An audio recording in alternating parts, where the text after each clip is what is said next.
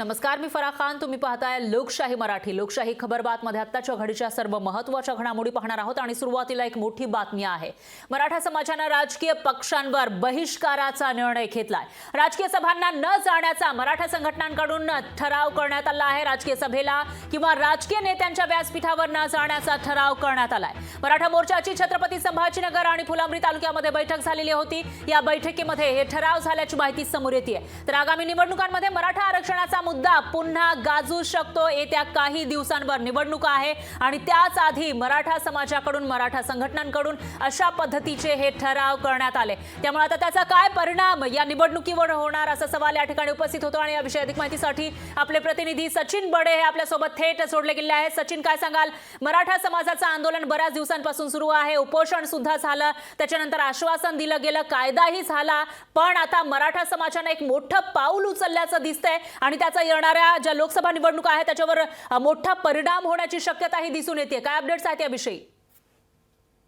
फराहजी, मराठा आरक्षणाचा मुद्दा हा अजूनही ज्वलंत आहे. एकीकडे सर्व राजकीय पक्ष जे आहेत ते निवडणुकांच्या तयारीमध्ये व्यस्त आहेत, मात्र दुसरीकडे मराठा समाज सुद्धा आता गावागावामध्ये बैठका घेत आहे आणि काही समाजातील नागरिकांनी आणि समाजानं सुद्धा आता एक महत्वाचा निर्णय घेतलेला आहे. तो म्हणजे राजकीय कार्यक्रमाला जायचं नाही, राजकीय सभांना जायचं नाही आणि कुठल्याही पक्षाच्या मेळाव्यामध्ये सहभागी व्हायचं नाही. त्याचा परिणाम हा त्या पक्षावर होऊ शकतो, कारण आगामी निवडणुकांमध्ये त्यांचा प्रचार करण्यासाठी, प्रसिद्धी करण्यासाठी आणि मतं देण्यासाठी मराठा समाज सुद्धा काही पक्षाशी जोडला गेलेला आहे. मात्र तो समाजच जर या निवडणुकांमध्ये जर सहभागी झाला नाही, या प्रचार प्रणालीमध्ये सहभागी झाला नाही, सभांमध्ये गेला नाही, तर मग नेत्यांच्या सभा ज्या आहेत त्या ओसाड पडू शकतात. तर त्या ठिकाणी गर्दी जी आहे ती दिसणार नाहीये आणि याचाच परिणाम कुठेतरी आगामी निवडणुकांवर होऊ शकतो. कारण लोकसभाची निवडणूक जी आहे ती आता डोळ्यासमोर आलेली आहे.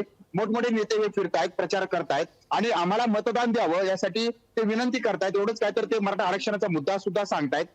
विशेष म्हणजे 10% आरक्षण देण्यात आलेलं आहे, तर सगळ्या सोयऱ्यांमधून तुम्हाला आरक्षण देऊ हा मुद्दा सुद्धा ते भाषणांमधून घेत आहेत. मात्र जर त्यांचं भाषण ऐकण्यासाठी जर सर्वसामान्य नागरिक गेला नाही, समाज गेला नाही, तर त्या ठिकाणी गर्दी दिसणार नाही आणि याचा परिणाम येणाऱ्या दिवसामध्ये पाहायला मिळू शकतो.